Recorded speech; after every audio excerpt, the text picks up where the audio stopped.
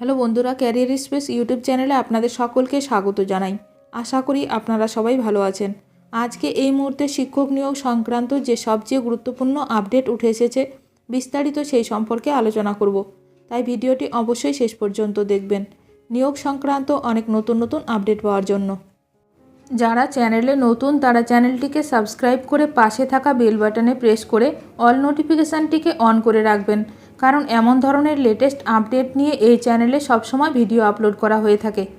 Supreme court petitioner, সরকার, SSC এবং অন্যান্যদের counter file করার চূড়ান্ত সুযোগ দিল। সুপ্রিম কোর্ট আজ 16 জুলাই কলকাতা হাইকোর্টের আদেশের প্রতি চ্যালেঞ্জের শুনানি স্থগিত করেছে, যা Paschimbanga school service commission WBSSC দ্বারা করা প্রায় 26,000 স্কুল শিক্ষক এবং শিক্ষাকর্মীর নিয়োগ বাতিল করেছিল।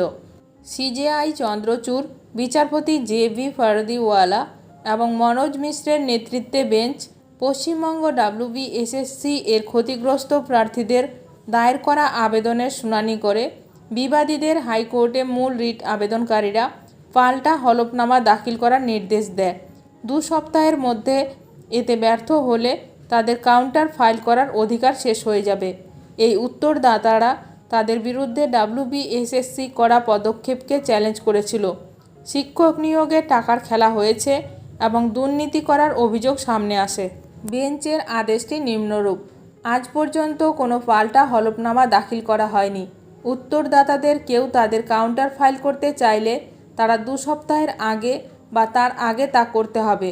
যদি কোনো কাউন্টার দাখিল না করা হয় তবে কাউন্টার হলফনামা ফাইল করার অধিকার বন্ধ হয়ে যাবে এবং রেকর্ডের ভিত্তিতেই কার্যক্রম পরিচালিত হবে। আদালত শুনানির সহজতা এবং তথ্যের স্পষ্টতা নিশ্চিত করার জন্য বর্তমান মামলায় 5 পক্ষের কথা বলেছে। এর মধ্যে রয়েছে পশ্চিমবঙ্গ সরকার, WBSSC, মূল আবেদনকারী, শ্রেণী নবম, দশম, একাদশ, দ্বাদশ, গ্রুপ সি এবং গ্রুপ ডি প্রতিনিধিত্ব করে, যাদের নিয়োগ হাইকোর্ট কর্তৃক বাতিল হয়েছে, সেন্ট্রাল ব্যুরো অফ ইনভেস্টিগেশন। আদালত আরও উল্লেখ করেছে যে উপরের যে কোনো বিভাগের প্রতিনিধিত্বকারী পক্ষ তাদের বক্তব্য লিখিত আকারে পেশ করতে পারে, যদিও সেটি 5 পৃষ্ঠার বেশি হবে না। অতিরিক্তভাবে আদালতকে আরও ভালোভাবে সহায়তা করার জন্য বেঞ্চ 4 জন নোডাল কাউন্সিল নিয়োগ করেছে, যারা হলেন আইনজীবী আস্থা শর্মা, শালিনী কৌল, কুণাল চ্যাটার্জি এবং শেখর কুমার। সব পক্ষের বক্তব্য জানানোর জন্য সর্বোচ্চ আদালতের তরফে নোডাল অ্যাডভোকেট ঠিক করে দেওয়া হয়েছে। তারাই 2 সপ্তাহের মধ্যে সংশ্লিষ্ট পক্ষের বক্তব্য নথিভুক্ত করে পেশ করবে সর্বোচ্চ আদালতে। 3 সপ্তাহ পর মঙ্গলবার শুনানি হবে প্রধান বিচারপতির বেঞ্চে। এর আগের শুনানিতে শীর্ষ আদালত SSC নিয়োগ কেলেঙ্কারির ঘটনায় একটি অন্তর্বর্তী আদেশ পাশ করেছিল। আদালত চাকরি বহাল রাখে এই বলে যে যাদের নিয়োগ অবৈধ বলে প্রমাণিত হবে তারা তাদের বেতন ফেরত দিতে বাধ্য হবে। শীর্ষ আদালত CBIকে তদন্ত চালিয়ে যাওয়ার অনুমতি দিয়েছিল, তবে সংস্থাটিকে কোনো জবরদস্তিমূলক পদক্ষেপ নেওয়া থেকে বিরত করেছিল।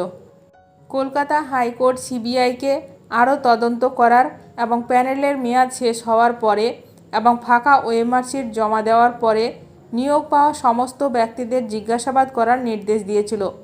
অচিন্ত কুমার মণ্ডল বনাম লক্ষ্মী তুঙ্গা অন্য মামলায় 9 নভেম্বর 2023-এ সুপ্রিম কোর্ট প্রথম অন্তর্বর্তী সুরক্ষা মঞ্জুর করেছিল। শিক্ষক নিয়োগ সংক্রান্ত বিষয়ে আপনাদের মতামত অবশ্যই কমেন্ট করে জানাবেন। ভিডিওটি ভালো লাগলে অবশ্যই লাইক করবেন। আজকের ভিডিওটি এখানেই শেষ করলাম। নতুন কোনো আপডেট নিয়ে দেখা হবে নেক্সট ভিডিওতে।